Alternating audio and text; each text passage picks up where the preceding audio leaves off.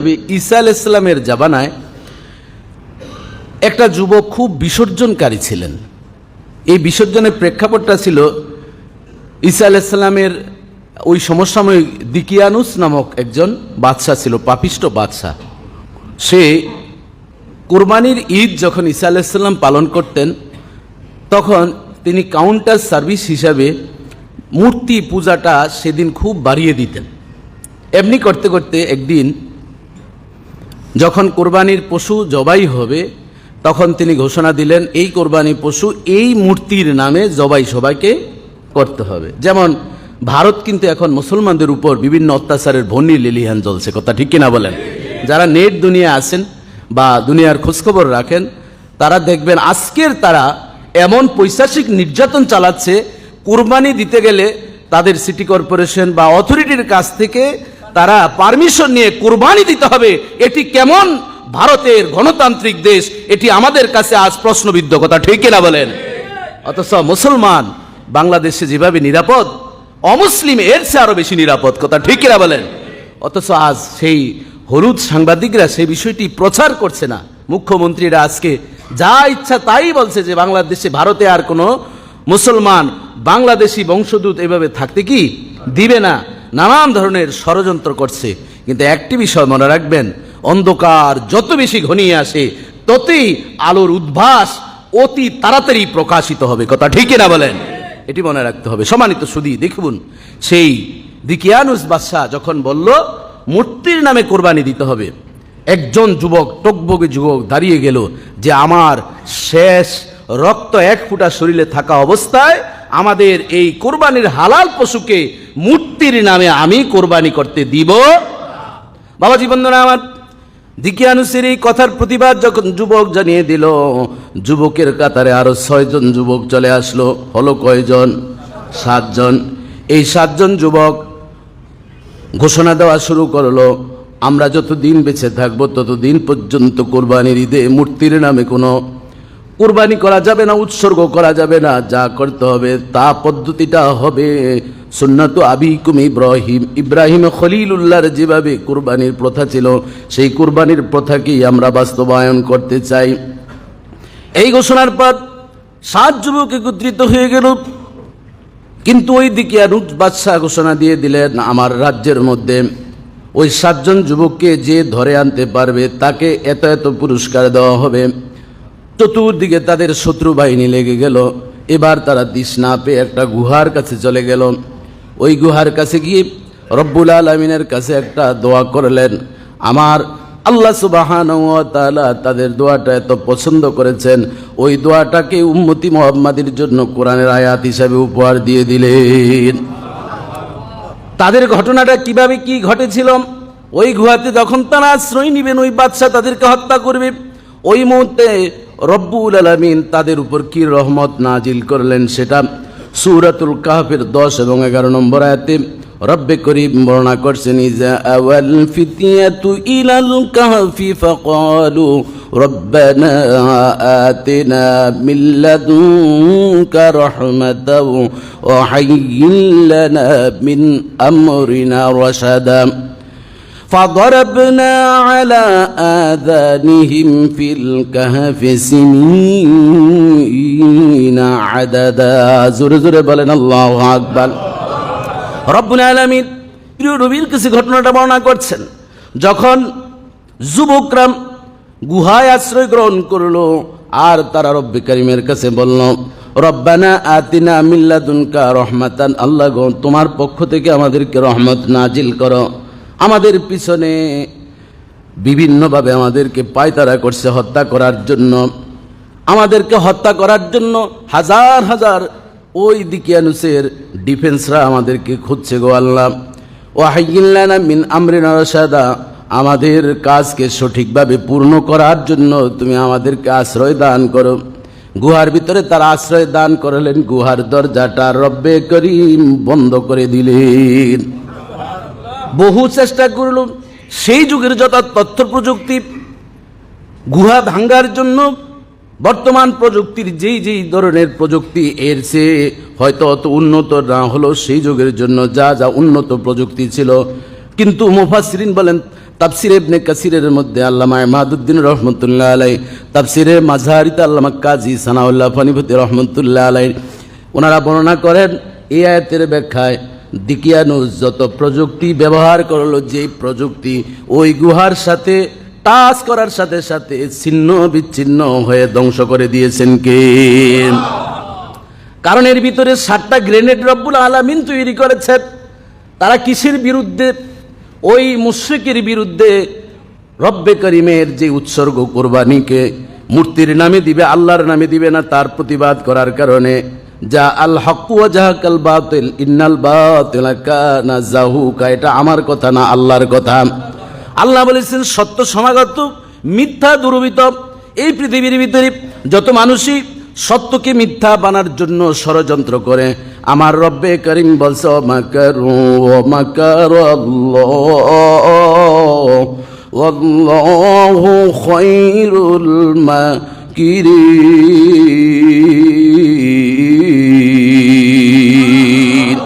আল্লাহ তাআলা বলেন তারা যতই ষড়যন্ত্র করুক না কেন, আমি আল্লাহ বড় কৌশলী। ওই যুবকগুলো যখন গুহার মধ্যে তারা আশ্রয় নিল, আমার কাছে তারা বললেন রব্বানা আতিনা মিন লাদুনকা রাহমাতান, ও রব্বে করিম তোমার পক্ষ থেকে রহমত নাজিল করো। আমি আল্লাহ এমন রহমত দান করলাম, সেই রহমতটা কেমন? ফাদরাবনা আলা আযানিহিম ফিল কাহফি সিনিনা আদাদা। রব্বুল আলামিন বলেন আমি তাদের কানের উপরে এমন পর্দা দিয়ে দিলাম, এমন পর্দা আমি দিলাম দুনিয়ার কোনো আওয়াজ তাদের কানের মধ্যে পৌঁছে না। যত গ্রেনেড আবিষ্কার করুক না কেন, বেকু করুক না কেন, যত কেরেন প্রযুক্তি লাগাক না কেন, আঘাতের পর আঘাত দিচ্ছে। মুফাসসিরিন বলেন যেই পরিমাণ সেই প্রযুক্তি ব্যবহার করা হয়েছে, ওই গুহা ছিন্ন বিচ্ছিন্ন পাউডার হওয়া সম্ভব ছিল, ধূলিকণা এর চেয়ে আরো বেশি ছোট্ট ছোট্ট করা সম্ভব ছিল।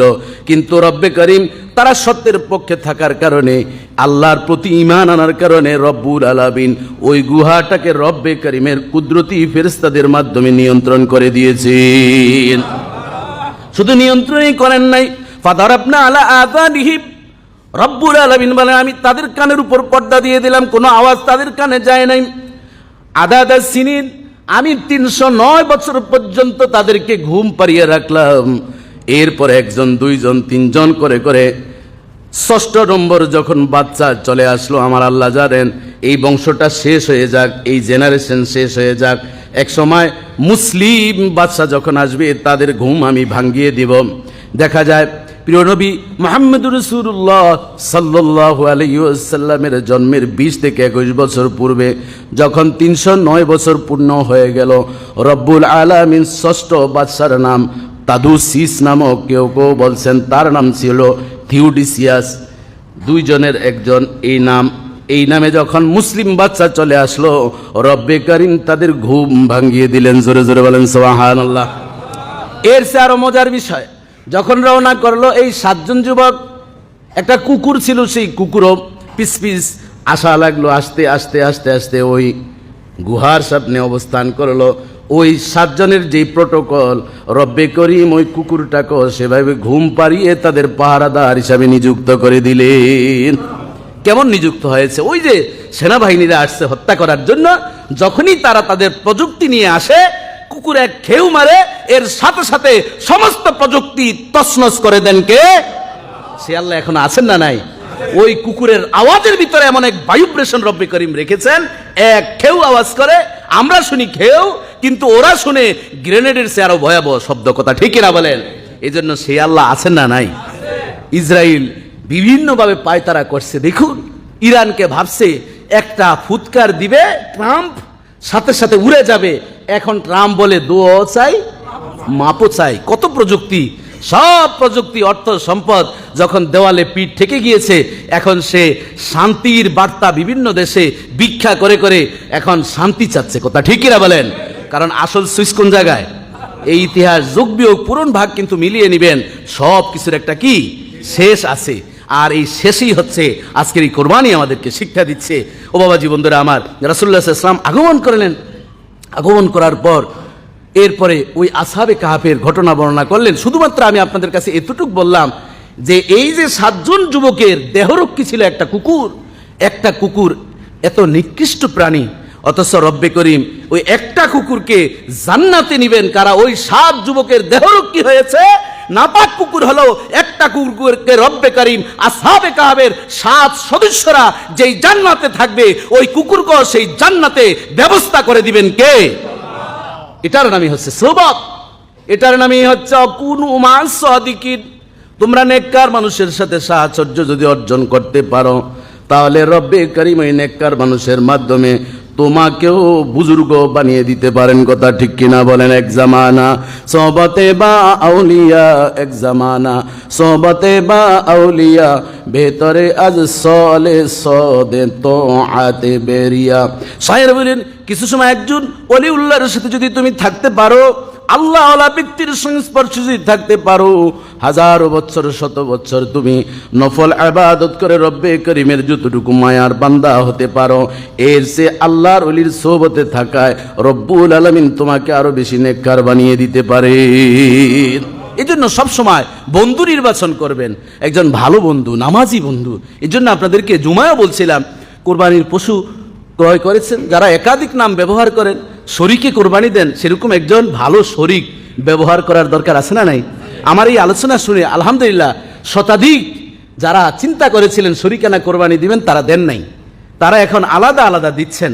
কারণ আমার ছোট্ট একটা পশু দিচ্ছি যাতে করে আমার কি হয়? হালাল হয়। এতে আমরা কি লাভবান হয়েছি না ক্ষতি হয়েছি? এই জন্য সবসময় মনে রাখবেন, অল্প খাবো, ভালো খাবো, হালাল খাবো, এতে তৃপ্তি দিবেন কে? আল্লাহ। তাহলে এই যে দেখেন 7 যুবক তাদের স্যাক্রিফাইস করেছেন এই কোরবানিকে কেন্দ্র করে, তাহলে তাদের নামে আল্লাহ তাআলা সূরাতুল কাহাফ নাজিল করলেন। আসহাবে কাহাফ সেই 7 যুবকদের ঘটনা আল্লাহ তাআলা কোরআনে নাজিল করে একটা সূরাই নাজিল করে দিলেন। একজন মহিলা তার সন্তানকে পানি পান করাবেন, আল্লাহর জন্য তিনি বললেন, স্বামী গো, আপনি কি আল্লাহর অনুমতিতে আমাকে আর আপনার সন্তান ইসমাইলকে রেখে যাচ্ছেন? তখন তিনি আঙ্গুল দিয়ে ইশারা করলেন, রফা ইয়াদাইলাস সামা, আকাশের দিকে তিনি হাত যখন উঠালেন, যে বুঝতে পেরেছি যে মালিকের ইশারাই আপনি দিয়েছেন। তখন ওই মহসী নারী বললেন যে আপনি যদি আল্লাহর ইশারায় যদি রেখে যান, তাহলে যার ইশারায় আপনি রেখে যাচ্ছেন তিনিই আমাদের ভরণ পোষণ নিরাপত্তার ব্যবস্থা করবেন। ওই মহিলা সন্তানকে বাঁচানোর জন্য দৌড় দিয়েছিলেন। একবার যান সাফা পাহাড়ে, আরেকবার আসেন মারোয়া পাহাড়ে। এই দৌড়টা আল্লাহর কাছে এত পছন্দ হয়েছে, কিয়ামতের পূর্ব পর্যন্ত সকল মুমিন মুমিনার জন্য ওয়াজিব একটা আমল হিসাবে হজ্জের জন্য কবুল করেছেন। কিছু কিছু ইবাদত ছোট্ট হতে পারে আপনার আমার দৃষ্টিতে, কিন্তু এর ভিতরে মোহনী শক্তি রয়েছে। বাবাজি বন্ধুরা আমার, কেমন বিসর্জন! 9 থেকে 11 বা 13 বছর হয়ে গেল, সন্তানটাকে দেখেন নাই। প্রথম দেখাতেই বললেন, ইন্নী আরা ফিল মানামি আন্নী আযবাহুকা ফানজুর মাযা তারা। ও বাবা, আমি স্বপ্নে দেখেছি তোমাকে জবাই করছি। ইন্নী আযবাহুকা, আমি জবাই করছি, জবাই করে দিছি তা না, স্বপ্নে দেখছি কি জবাই করছি। তাহলে তোমার মতামতটা কি? ইয়া আবাতিফাল মা তুমারু সাতাজিদুনি ইনশাআল্লাহু মিনাস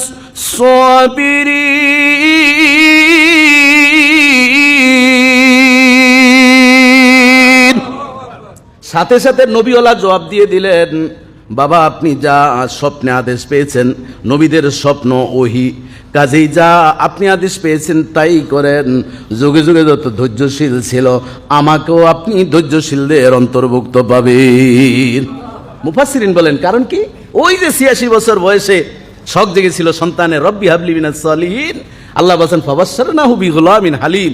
আমি হালিম শব্দের অর্থ হচ্ছে ধৈর্যশীল, যার ধৈর্য আনলিমিটেড, তার তুলনা হয় না। এই জন্য ধৈর্যশীলদের জবাবটা ধৈর্যওয়ালা জবাব দিয়ে দিলেন।